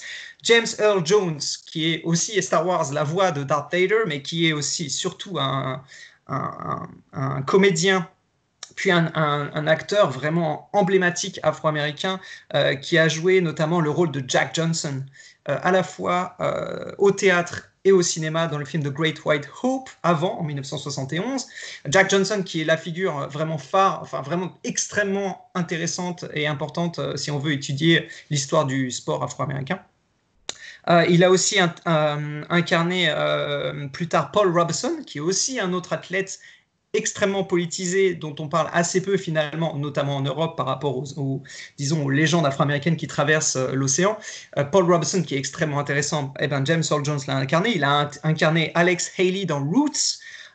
Il a aussi joué sur les planches, il a joué dans Fences, qui a été fait récemment au cinéma, qui est lié au baseball, et il a aussi fait une apparence dans Field of Dreams. Donc les liens avec le baseball sont nombreux, mais surtout c'est une voix et c'est une carrure importante, James Earl Jones, et il joue Leon Carter, un personnage vraiment qui développe une philosophie marxiste assez savoureuse dans le film, et vraiment très très très forte, poignante. C'est du Black Power avant l'heure, clairement. Et enfin, le troisième personnage, c'est Richard Pryor, donc l'humoriste. Je voulais parler d'humour, donc ça tombait, on l'a déjà évoqué, mais l'humour afro-américain a cette véritable dose de politique dedans, puisqu'il est extrêmement confrontational. Voilà, on fait des blagues sur l'esclavage, on fait des blagues sur le racisme, très très très très incisive. Et Richard Pryor, lui, il a représenté une certaine révolution dans l'humour afro-américain dans les années 70. Il a intervenu à What's Tax, si vous avez vu ce documentaire What's Tax 1972, le Woodstock afro-américain, eh bien, il est venu faire des blagues sur le racisme, etc. dans ce documentaire-là, sur cette scène-là. Il a sorti énormément de spectacles très très reconnus aux États-Unis. Donc ces trois figures-là, elles sont politisées et elles sont les stars de ce film-là. Donc ça apporte aussi cette dimension-là au film, le film estampillé Motown. Ensuite, les messages politisés, j'ai dû les noter parce qu'il y en avait tellement, mais je vais aller très vite. Il y a notamment un moment, il parle d'arrêter de faire du slaving, d'arrêter d'être des esclaves. Et là, donc, on voit le lien entre l'athlète et l'esclave, un lien qui est tissé assez souvent aussi dans les études sur l'histoire du sport, la mise en parallèle de l'exploitation des propriétaires de clubs par rapport aux propriétaires terriens à l'époque de l'esclavage. Donc c'est assez intéressant que ces mots-là apparaissent dans le contexte d'un film grand public dans les années 70. Be your own man, donc l'idée de se reposséder soi-même, là aussi c'est lié à des problématiques historiques de l'esclavage, etc. Et puis avec la notion de masculinité qui intervient. À un moment aussi, Leon Carter parle James Earl Jones parle de seize the means of production, donc reposséder les moyens de production. Donc là on est quasiment manuscrit de 1844 de Karl Marx, donc fabuleux. Et aussi une évocation de W.E.B. Du Bois, donc l'une des grandes figures afro-américaines poétisées du fin 19e, début 20e, qui a aussi, lorsqu'on tire le fil, est lié à la NAACP, qui a récompensé le film. Donc on voit plein de choses poétisées. Il y a aussi le rapport à l'entrepreneuriat afro-américain, fait penser aussi à Booker T. Washington, une autre figure afro-américaine très importante, intellectuelle. Donc tous ces messages poétisés sont développés dans ce film de sport qui est vraiment assez fascinant. Et dernier élément, c'est la musique. Évidemment, film Motown s'intéressait à la musique, et la chanson du générique final, elle est interprétée par Thelma Houston. Ça s'appelle Still on Home, et je vous invite à regarder les paroles qui sont en fait, on utilise des images de baseball, mais pour parler, il faut prendre son destin en main et tenter de déjouer le système pour le combattre justement, et donc un discours extrêmement politique en utilisant des images de baseball et le talent de la Motown en termes de production. Donc il y a tout ça qui est assez fascinant, et ce film il montre que, on parlait culture populaire, et ce film pour moi il montre vraiment que la culture populaire dans ses multiples acceptions et multiples artefacts culturels en fait comptent et sont nécessaires à étudier dans une démarche d'exploration de l'histoire américaine et de l'histoire politique américaine, puisque on a un film qui parle de sport avec de l'humour et de la musique. Donc rien que ces 4 choses-là de culture populaire se retrouvent pour faire quoi? Pour lancer des messages. Et le dernier point que je voulais parler, c'est justement cette notion de lancer des messages, de les envoyer. Il y a toujours une question, alors si on parle de la com, très léger, hein, mais des questions de production et de réception de messages, et c'est toujours le doute, notamment aux États-Unis. On se dit, qui produit le message, comment on le reçoit, etc. Et là, dans ce film-là, on nous prend par la main. Et c'est assez intéressant parce que justement, on nous prend la main pour que le message soit bien compris. Il y a une démarche d'auto-représentation, le côté de la Motown, c'est donc les Afro-Américains qui représentent les Afro-Américains et qui lancent un message poétisé sur la situation afro-américaine. Et à un moment, il y a Bingo Long, donc le héros, Billy Dee Williams. Il a des gestes un peu emblématiques qui font sa patte. Voilà. On a le fadeaway jump shot de Jordan, par exemple, pour reprendre The Last Dance. Voilà, Bingo Long, lui, il a un pitch spécial. Et quand il le fait, les fans blancs rigolent, etc. C'est un peu ce qu'ils attendent, c'est le spectacle, ils sont au spectacle, etc. Et Lyon Carter, lui, il veut pas du tout être dans le spectacle. Lui, il veut être dans la performance athlétique, il veut écraser l'adversaire. Et Bingo Long lui dit non, attends, je t'explique. Moi, je fais ça. Il rigole, certes, il rigole de moi, mais en fait, moi, je sais ce que je fais. Je suis en train d'humilier l'adversaire. Et donc, ça veut dire que c'est nous qui prenons le pouvoir. Il dit we are one up on them. Ça veut dire qu'on a un coup d'avance, on est au-dessus d'eux. Et ça m'a fait beaucoup penser aussi à tout ce qui est écrit autour des Harlem Globetrotters, qui sont beaucoup décrits par des historiens du sport et par des analystes du sport sur l'angle des cultural studies, comme la représentation des Uncle Toms, des minstrel shows, où les Afro-Américains sont ridiculisés, ou en tout cas prennent des rôles de comédiens de cirque, si vous voulez, à travers la performance athlétique. Seulement, les Globetrotters se sont mis à pratiquer le sport de cette façon-là, car ils dominaient tellement qu'ils sont devenus, qu'ils ont joué sur ce registre-là. Résultat, les Harlem Globetrotters sont aussi vus au sein de la communauté afro-américaine comme des représentants d'un certain empowerment. Voyez. Et là, dans ce film-là, de faire prendre la parole à Bingo Long et de lui faire expliciter ça, c'est vraiment ça. C'est-à-dire, on les fait jouer de cette manière-là, mais en fait, ça veut dire qu'ils écrasent leur adversaire et que le discours, il est d'autant plus important sur une prise de pouvoir symbolique et athlétique. Ouais. Donc, c'est tout ça pour dire que ce film, il symbolise vraiment aussi les liens entre sport et politique aux États-Unis et comment, dans certains films, ça peut ressortir. Et là, très clairement, ça ressort de manière brutale, entre mille guillemets. Au contraire, c'est très très clair, et chaque parole est vraiment pesée, et on sent que c'est un pamphlet politique à travers le baseball. Voilà. Et on parlait d'affrontement, ça se retrouve là, il y a un affrontement, et qui sort vainqueur? Dans les dialogues, on vous montre qui sort vainqueur. Donc voilà, je vous invite à le voir, il est fascinant ce film.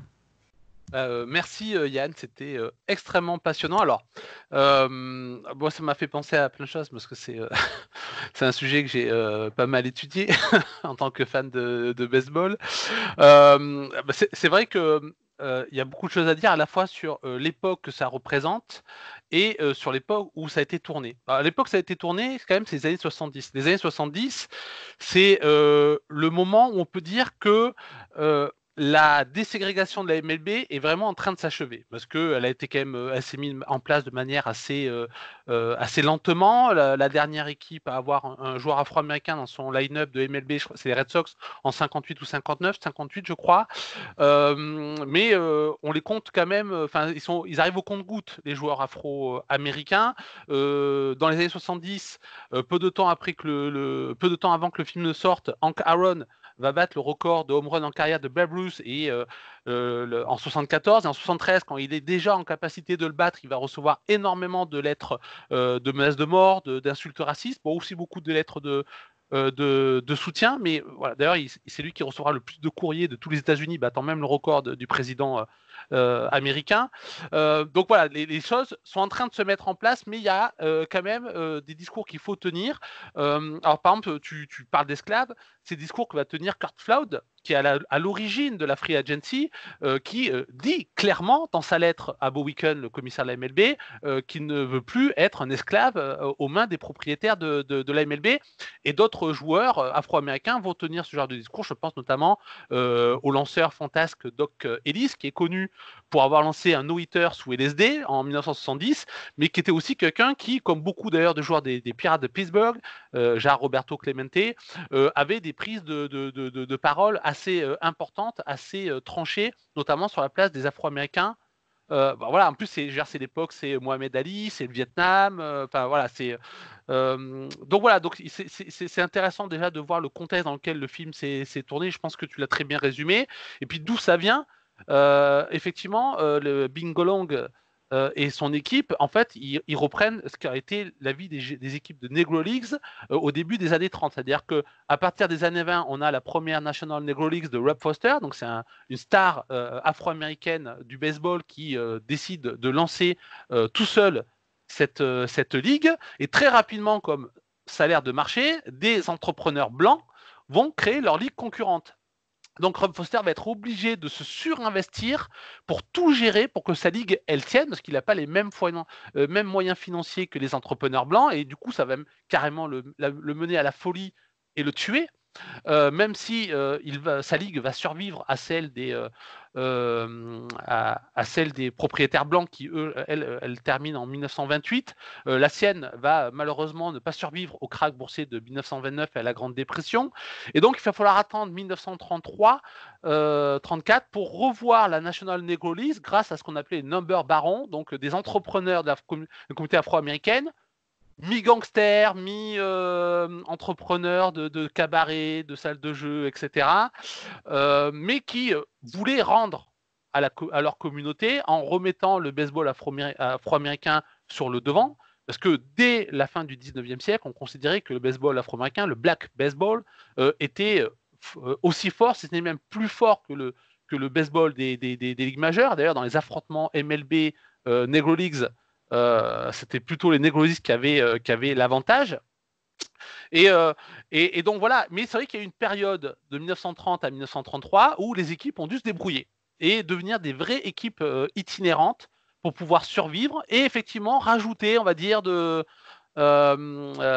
show pour pouvoir attirer le public et particulièrement un public blanc. Alors c'est vrai qu'il y a eu beaucoup de critiques par rapport à ça, justement en faisant référence à ce que tu parlais des Mystery Show.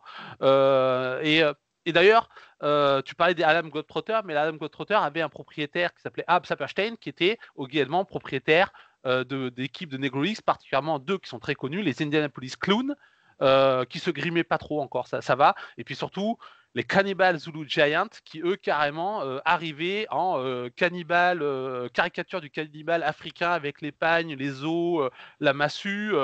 Et certains grands joueurs d'ailleurs des Harlem Globetrotters ou des Negro Leagues ont participé à ça et ça crée une tension dans la communauté parce que certains disaient bah oui, ça permet quand même de s'imposer et de vivre, et puis d'autres disaient mais non, mais ça donne une très mauvaise image de la communauté. Donc effectivement, voilà, c'est un film qui est extrêmement intéressant. Il n'y en a pas beaucoup des films sur les Negro Leagues, sur le Black Baseball. Bon, je vais en montrer deux quand même parce que le plus connu c'est 42 avec Chadwick Boseman et qui a joué Black Panther, qui est là aussi très important dans le Black Empowerment, et donc Harrison Ford. Et puis un qui est moins connu, un téléfilm, la Soul of the Game, en français je crois que c'est la couleur, je sais plus, quelque chose comme ça.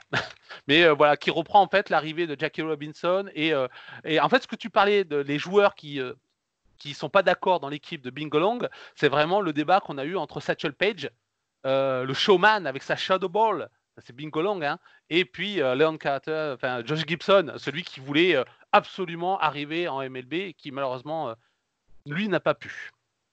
Alors je vais laisser la parole aux autres. Je ne sais pas si Boris ou Fred vous voulez intervenir. Allez, Yann. Moi, je veux bien rebondir sur ce que tu disais, notamment sur Hank Aaron. J'avais beaucoup hésité à présenter, mais effectivement, je vous conseille l'autobiographie I Had a Hammer, où il dit ce qu'il a affronté pendant ces années-là, dans les années 70. Et donc, on dit, oui, l'intégration est faite, etc. Mais en fait, Hank Aaron montre une image vraiment beaucoup plus réaliste de l'Amérique de l'époque, qui était extrêmement raciste, et encore plus autour du baseball, qui est quand même, certes, était un sport que la communauté afro-américaine s'était approprié avant que cette communauté se tourne peut-être davantage vers le basketball par la suite.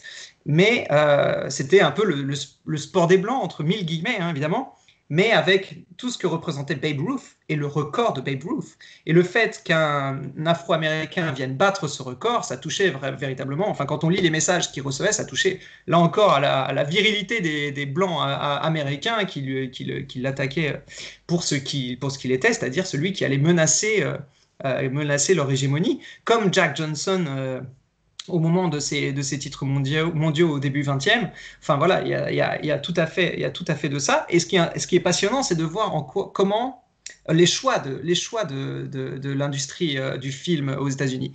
Jackie Robinson, c'est une figure qui est incroyablement importante. Le maillot est retiré dans tous les stades de MLB. Il y a Jackie Robinson Day, etc. Fine. Après, Jackie Robinson, il a une image, un héritage, ou en tout cas une légende aux États-Unis qui est extrêmement lisse, accompagné quasiment tout le temps de Branch Rickey, donc le manager le propriétaire des Dodgers, qui est quasiment pas le white saver, mais presque le blanc qui dit « moi je vais le mettre sur le terrain ». Et c'est aussi grâce à on va dire que l'Amérique, que Branch Rickey représente l'Amérique qui se rend compte de sa stupidité en permettant l'intégration, mais ça cache aussi, c'est l'arbre qui cache la forêt, c'est-à-dire ça ne montre pas non plus tout un système qui est établi et qui a mis des années ensuite à se casser, notamment sur le côté combien de joueurs, à quelle position, etc. Et quand on voit Jackie Robinson, là encore, autre livre passionnant, il y a ce livre-là qui existe, First Class Citizenship, The Civil Rights Letters of Jackie Robinson, qui montre les lettres que Jackie Robinson écrivait et publiait dans les journaux ou qu'il échangeait avec des personnages très importants américains, les présidents américains, Malcolm X, Martin Luther King, etc., où on montre un Jackie Robinson bien plus politisé que ce qu'on peut voir dans les films. Et c'est très intéressant, évidemment, on le dit depuis le début, mais tout est affaire de récit. Et donc les films, on va redéfinir le récit autour de Jackie Robinson. Lui, en écrivant ses lettres, en sortant son autobiographie, il va tenter de reprendre le pouvoir sur son propre récit, etc.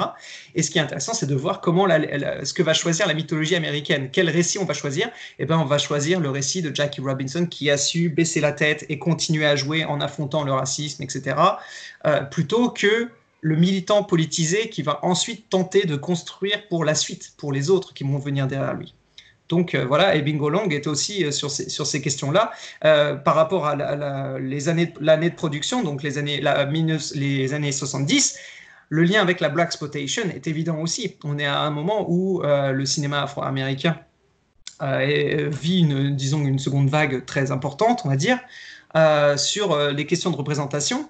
Et avec là aussi des représentations assez discutables finalement quand on prend après Superfly, etc., tous ces films-là de représentation de Mac autour des questions de drogue, etc. Mais ces films-là avaient aussi une dimension politique de dénonciation de ce que vivait la communauté afro-américaine. Donc voilà, regardez Bingo Long. Mais là où c'est vrai que Jackie Robinson était beaucoup plus politisé vers la fin de sa vie. D'ailleurs, ça a été l'un des 3 seules personnes à témoigner dans le procès que Curt Flood a fait à la MLB pour casser ce qu'on appelait la clause de réserve, donc qui liait les joueurs par des contrats assez durs. Et les 2 autres, ça a été Hank Greenberg, parce que il a été victime d'antisémitisme, et Bill Vick était un propriétaire MLB, mais paria. Voilà, qui était mis au banc de la société des propriétaires MLB parce qu'il avait une vision très différente du conservatisme ambiant chez les propriétaires MLB. Donc, mais c'est vrai qu'on lui a beaucoup reproché à une époque de de pas s'être assez engagé, notamment sous le macartisme. Je crois notamment par rapport à Paul Robeson.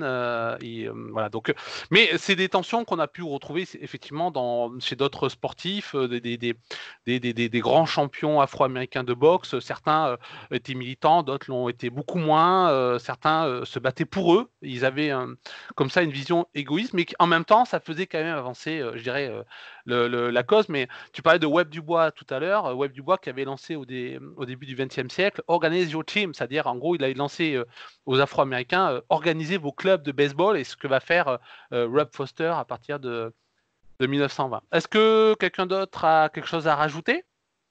Parce que bon, je vois que le temps avance, alors on va terminer par mon œuvre, et mon œuvre c'est un documentaire. Voilà, je voulais sortir un peu de la fiction, même si on l'a vu avec The Last Dance, par exemple, ou Last and Shoe. Donc, bon, je prends deux Netflix, hein, mais parce que c'est quand même deux excellentes séries. Parfois, la série documentaire peut se transformer en fiction dans la manière dont on va raconter des faits et raconter une histoire. Donc, moi, je parle de The Battered Bastard of Baseball. Alors, on parlait des critiques dithyrambiques sur l'épisode de X-Files, The Unnatural. C'était pareil pour The Battered Bastard of Baseball. C'est un documentaire qui a eu des critiques élogieuses, que ce soit des critiques professionnelles, mais également du public. Je crois qu'il est à 100% sur Rotten Tomatoes. Et c'est vrai que c'est un documentaire qui fait l'unanimité, notamment chez les fans de baseball. Alors, de quoi ça parle? Ça parle de peut-être de la plus badass des équipes, en tout cas une des plus badass équipes de baseball de tous les temps, peut-être même tout sport confondu, les Mavericks de Portland. C'est une histoire totalement dingue, puisque c'est une équipe indépendante, la dernière équipe indépendante qu'ont connue les ligues mineures. On en parlait avec Kenny Powers. Aujourd'hui, toutes les équipes de ligues mineures sont affiliées à une franchise MLB. Mais pendant très longtemps, des équipes indépendantes pouvaient jouer dans les ligues mineures contre des équipes qui étaient affiliées à des franchises de la MLB. Et la dernière, c'est les Mavs de Portland entre 1973 et 1977. Mais c'est pas ça l'histoire qui est dingue. L'histoire qui est dingue, c'est que celui qui a créé cette équipe s'appelle Bing Russell. Bing Russell, vous le connaissez peut-être pas, mais vous l'avez. Pour ceux qui ont vu déjà Bonanza, vieille série western, c'est un des acteurs de Bonanza. C'est quelqu'un qui a une très grande carrière à Hollywood au niveau des seconds rôles, et c'est le papa de Kurt Russell. Voilà, Kurt Russell, immense acteur hollywoodien, mais également joueur de baseball, puisqu'il a joué en même temps qu'il commençait sa carrière, notamment de jeune acteur Disney. Il a commencé une carrière professionnelle de baseball. Il a joué 4 ou 5 ans dans les ligues mineures, à la fois pour les Mavs, mais aussi pour des équipes affiliées à la MLB. Et en fait, voilà, le projet, c'était que le Portland avait perdu son équipe de ligue mineure, qui était les Beavers.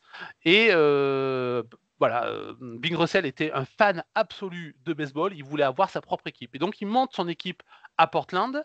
Et il va créer une équipe totalement dingue, avec des histoires assez incroyables. Ça va être la première équipe, par exemple, à avoir une femme comme general manager. La première équipe, un des joueurs de l'équipe va devenir plus tard le premier américain asiatique general manager d'une équipe professionnelle.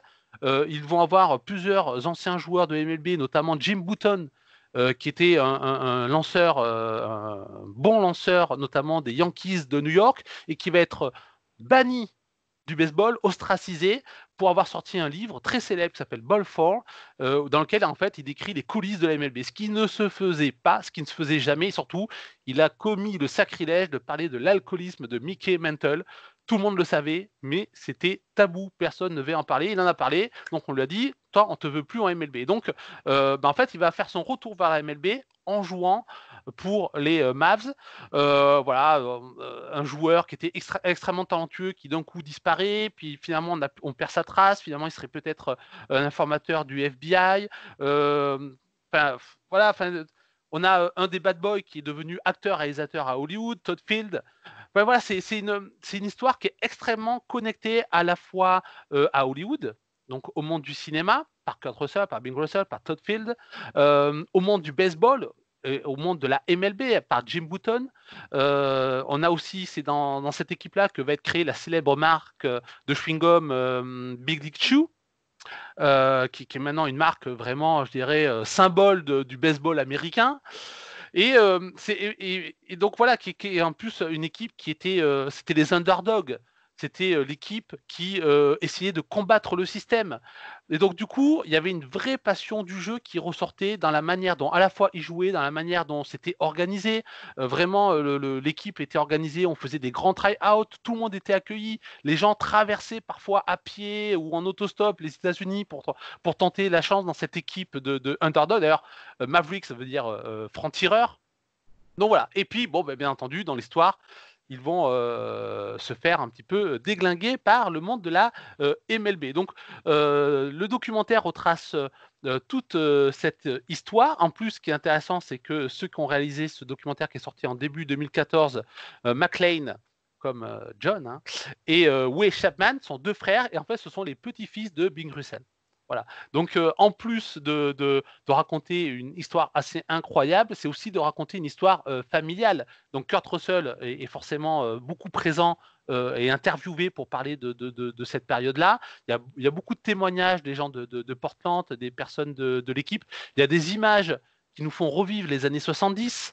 Et c'est vrai que, voilà, à la fois, c'est un documentaire, mais c'est aussi une fiction parce qu'il y a une histoire qui est racontée, le son, la bande-son, le montage, les images d'archives, la manière dont c'est compté. Voilà, c'est vraiment un documentaire qui est enthousiasmant et qui est considéré actuellement peut-être comme l'un des meilleurs documentaires de sport, en tout cas l'un des meilleurs documentaires de sport de ces 20 dernières années. Et donc, voilà, je vous encourage à aller le voir. Il est disponible sur Netflix qui avait racheté les droits dès le succès du documentaire à Sundance, au festival de Sundance. Et voilà, c'est vraiment une manière d'explorer le baseball autrement. Fred ? Alors, merci déjà pour la ref. Moi, je la connaissais pas, hein. Je connais un peu l'histoire des Mavericks, mais dans les très grandes lignes. Par rapport à ce que tu dis, plus une réflexion, puis peut-être pour te laisser rebondir là-dessus, c'est ce qui me fait dire que, par rapport même à tout ce qu'on a pu se dire, à quel point le baseball, il agrège aussi énormément d'éléments de la culture américaine, en sens que il y a culture et contre-culture, et des fois dans un même geste. On voit bien comment finalement cette équipe d'indépendants, comme tu nous le présentes, va aussi devoir, elle est aussi connectée à ce qui se fait de plus marketé, de plus hollywoodien, de plus sur le devant de la scène, etc., etc. Et qu'en même temps, il y a un vrai sens du contre, de la volonté d'aller contre quelque chose des ligues, du manque alors, c'est aussi la contre-culture à l'américaine, c'est de la libéralité, hein, c'est du libéralisme dans son sens culturel, en l'occurrence, hein, il faut vraiment l'entendre comme tel. Et ça rappelle aussi, hein, cette lecture de la contre-culture, on n'a pas du tout la même lecture de la contre-culture en France, hein, les cultures punk garage, choses comme ça, c'est pas du tout les mêmes approches, en l'occurrence. Et ça me donne aussi tout ce que ça peut dire au travers du sport. On parlait tout à l'heure, hein, du sport et de la coulisse, hein, en l'occurrence, hein, et en l'occurrence de tout ce qui se passe. Alors là, on peut parler des histoires d'omerta, des choses comme ça. Ça donne éminemment envie d'aller voir, là, en l'occurrence, quand on vient briser des tabous, quand on vient briser des silences. Et on sait que les sports aussi, hein, ont beaucoup de mal à ça, hein. Ça donne, je ne sais pas si vous en êtes là, mais toutes les infos qui ressortent aujourd'hui sur le documentaire sur Lance Armstrong et la manière dont il va traiter, ne serait-ce même ce qu'il fait dès 92. Moi, le premier, j'ai envie d'aller mater le docu de ESPN juste pour voir comment il va le jouer, le rôle, son propre rôle. Donc je pense qu'il y a tout ça qui joue, et je trouve ça extrêmement vivifiant, en fait, de tout ce que ça raconte, d'approche culturelle, mais aussi de ce que Boris, tu pourrais peut-être aussi nous en dire plus, mais de ce que le marketing, en l'occurrence, a aussi d'approche quasi artistique régulièrement, c'est-à-dire aussi, en tout cas, en convoquant des leviers symboliques, etc., en l'occurrence justement, parce que tout ça, c'est tout sauf éloigné, c'est très poreux en l'occurrence, et tout ça discute éminemment. Avant que Boris nous parle justement de cet aspect-là, tu as raison, hein, mais ce qui est formidable avec cette histoire, c'est qu'on est vraiment dans les dualités de base de l'Amérique. C'est-à-dire qu'on a à la fois une équipe qui se construit très différemment de ce qui se fait à ce moment-là, et qui se fait d'ailleurs encore, hein, avec, comme tu disais, une certaine libéralité, mais aussi un côté très collectiviste, c'est-à-dire qu'il y a vraiment une prise de décision collective. Il y a la création d'une communauté, donc ça c'est vraiment très baseball, hein. La famille, la transmission à la famille, famille de sang, famille de cœur, la création d'une communauté qui va se faire autour des Mavs, dans cette équipe qui a perdu son équipe de baseball. Donc l'amour du jeu qui rejaillit à travers ces joueurs qui ont parfois traversé les États-Unis pour pouvoir tenter leur chance, et ils sont pris pour des courtes saisons, parce que là on est en ligue mineure, ce qu'on appelle short A season, donc c'est vraiment des courtes saisons et c'est vraiment les premiers niveaux de ligue mineure, donc c'est pas non plus c'est pas encore les plus grands niveaux de jeu, c'est vraiment le début du chemin vers la MLB.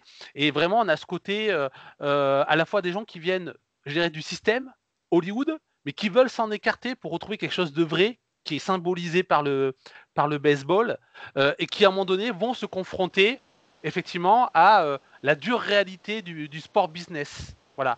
Et effectivement, il y a aussi ce côté contre-culture, puisqu'on va avoir ceux qui fument de la marijuana, ceux qui boivent de l'alcool juste avant le match ou pendant le match, en tout cas discrètement, ceux qui fument. Donc, pas du tout. Voilà, on est à Portland. Donc voilà, du coup, on est vraiment dans cette contre-culture des années 70 où on était dans la. Mais où ça se faisait aussi en MLB. Je parlais tout à l'heure du Doc Ellis avec son no hitter sous LSD, mais je veux dire, beaucoup de joueurs fumaient de la marijuana. Bill Spaceman Lee, par exemple, voilà, c'était vraiment la contre-culture présente dans la MLB.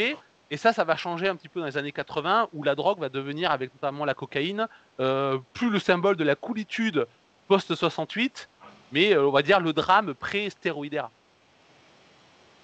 Peut-être Boris. Alors, ouais, non, mais c'était précisément pour appuyer sur quelque chose que Fred vient d'évoquer, pour comprendre comment dire, l'importance du documentaire et l'importance de cette tentative de franchise. Alors vous avez employé les termes de collectivité, libéralité, etc. C'est précisément qu'on est à Portland.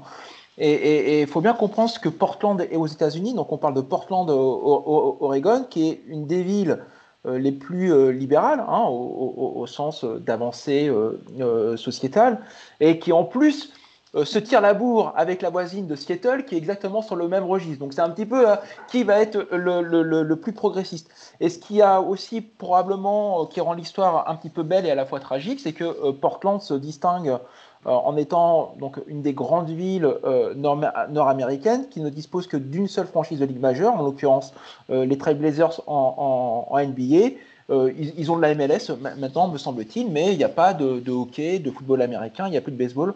Et pour avoir visité Portland, j'ai cherché partout un jersey des Mavericks que je n'ai pas pu trouver. Et pour essayer de boucler la boucle, c'est que Portland est réputé réellement aux États-Unis pour être une ville totalement barrée, donc on la qualifie de Weird City, quoi. Donc voilà, là-bas, avoir 45 ans, aller au boulot à 16h en skateboard avec toutes les caricatures que vous souhaitez, la chemise à carreaux, le bonnet, les tatouages, etc., c'est commun. C'est commun, c'est la normalité. Et donc il y a une série qui s'appelle Portlandia, qui s'amuse justement à détourner toutes ces caricatures de Portland dans l'Oregon. Et il y a un épisode qui rejoue, de mon point de vue, ce documentaire où les protagonistes de la série font un training camp, enfin un try-out, où justement ils essaient de construire une petite équipe de quartier avec, encore une fois, qui sera le joueur le plus bizarre, le plus défaillant, le plus weird, etc. Donc voilà, c'est pas simplement un documentaire sur une franchise d'underdogs, même si c'est pas mis en avant, c'est aussi une façon de mieux comprendre cette ville. Fred ? Ouais, peut-être juste par rapport à ce que tu disais tout à l'heure aussi, c'est notamment, je pense je tiquais un petit peu sur la constitution, la construction des communautés. Quand on le voit aujourd'hui, hein, dans les cultures notamment du numérique, hein, les vies de communauté, c'est vraiment typique des approches de niche, c'est-à-dire qu'on va s'adresser, où on se constitue en niche avec des approches en différenciation en l'occurrence, alors que le baseball est plutôt une culture de masse, de masse populaire, le sport populaire par excellence en l'occurrence, qui brasse des foules. Et justement, on est justement sur cette bascule-là. Alors évidemment, on est sur une culture 70s, on est sur la culture de Portland. Brice, tu nous l'as rappelé. En effet, peut-être encore plus en contestation, suite de contestation, guerre du Vietnam, choses comme ça. Et on sait qu'en plus l'Ouest américain, tout son engagement est encore plus dans l'Oregon. Enfin, on a beaucoup évidemment des communautés hippie, post-hippie de la Californie, mais dans l'Oregon, les populations ont migré ensuite vers l'Oregon en l'occurrence.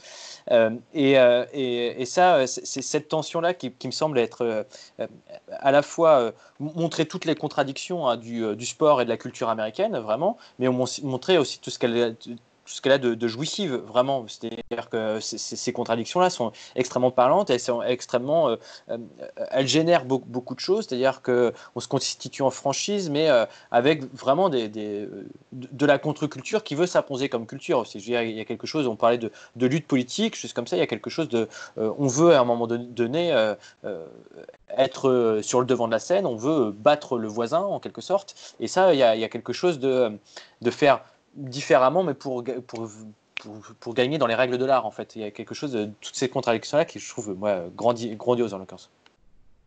Yann ? Oui, je voulais aussi rebondir sur ce que tu disais sur les questions de marketing, etc.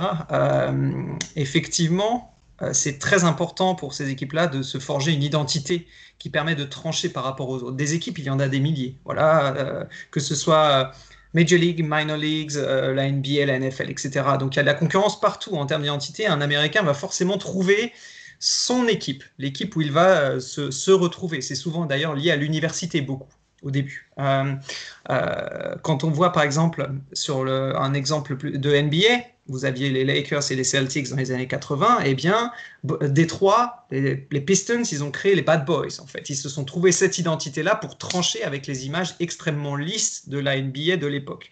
Quand tu parlais aussi de documentaires et marketing d'images, etc., The Last Dance, c'est le cas d'école, c'est-à-dire que c'est la représentation, c'est Jordan qui vient, en plus il est producteur du documentaire, c'est Jordan qui vient définir sa légende, son identité, etc. Jordan égale compétition, etc. Machin. Et donc c'est là aussi ce qui est intéressant avec le documentaire, c'est-à-dire qu'il faut voir quelles équipes vont être choisies pour être transformé en documentaire, en récit, etc. La montée des documentaires aussi correspond à une émergence vraiment en force de l'histoire populaire, l'histoire orale, vous voyez, qui vient on va interroger le peuple pour savoir ce qui s'est passé plutôt que top-down, vous voyez. Et donc là, on va revenir sur comment les athlètes ont vécu cette époque-là, comment c'était derrière les coulisses, etc. Donc c'est vraiment une histoire qui vient d'en bas. En revanche, il faut toujours garder un recul par rapport au documentaire en termes de sources historiques. On peut y piocher énormément de choses, notamment des sources primaires. Quand par exemple dans The Last Dance, on nous met des extraits de la télé américaine qui représente Jordan à une telle époque, c'est assez fabuleux de voir comment cet athlète-là était représenté à cette époque-là, blablabla. Mais par contre, toujours garder ce recul et ne pas prendre ces documentaires-là pour une leçon d'histoire vraiment sur l'époque en question, où on est face à du récit, on va vous raconter une histoire, Jordan, il va dire « moi j'étais comme ça, je suis comme ça, blablabla », il va mettre de côté plein de choses, ou alors les évoquer un tout petit peu pour tout de suite les déconstruire. C'est-à-dire, ah oui, il y a cette histoire de gambling, blablabla, mais en fait non, enfin plein de choses comme ça, où les relations entre teammates, on va utiliser un combat avec un coéquipier, et puis on va mettre, voilà, il avait cette relation-là avec le coéquipier, on passe à la suite, on passe au fait que c'est le champion ultime. Donc voilà, toujours le documentaire permet d'apprendre des choses, mais aussi garder ce recul par rapport à l'outil documentaire. Ouais. Bah, c'est vrai que là, dans The Batched Bastard, j'ai dit c'est les petits-fils de Ben Russell qui ont fait ça, donc et du coup faut imaginer le papa qui appelle ses enfants au coin du feu et dire bah, je vais vous raconter votre grand-père, quoi. On est vraiment ça, donc c'est sûr qu'il y a forcément un côté très idéalisé, mais là, on est vraiment sur une équipe qui finalement a un impact culturel important parce que l'histoire est belle, même si elle se termine mal, mais effectivement qui n'a pas un impact marketing qui est celui de Michael Jordan, qui effectivement va raconter sa légende et qui peut-être va nous refourguer quelques baskets en même temps. Donc, mais c'est vrai qu'il faut savoir toujours prendre sur le cul, surtout que la multiplication des plateformes de diffusion, Amazon, Netflix, etc., forcément accroît le nombre de documentaires qui sont mis à disposition, notamment au niveau du sport. Et c'est comme toujours, dès qu'il y a de la masse, il y a du bon, il y a du moins bon. Il y a ceux qui vont faire un travail de qualité, puis ceux qui vont proposer un peu on pourrait dire la soupe commerciale. Moi, ce que j'aime bien aussi dans Bastard, et qui rejoint finalement le Malamud, particulièrement, mais aussi Bingolang, c'est qu'on est quand même justement vraiment Malamud. Parce qu'on a vraiment comme dans le meilleur, c'est-à-dire que on a une success story qui se termine mal. Parce que quand Bing Russell arrive avec son équipe, pourquoi il n'y a plus d'équipe à Portland? Parce que finalement, on se dit, Portland, pour le baseball, c'est moyen. L'équipe qui est présente, elle est pas folichonne. Donc, en gros, c'est bon, on va aller ailleurs. On déménage l'équipe. Donc, lui, il arrive, et au final, avec son concept, il arrive à agréger la population de Portland autour de l'équipe, à créer une vraie communauté, en battant des records de fréquentation pour leur ligue mineure.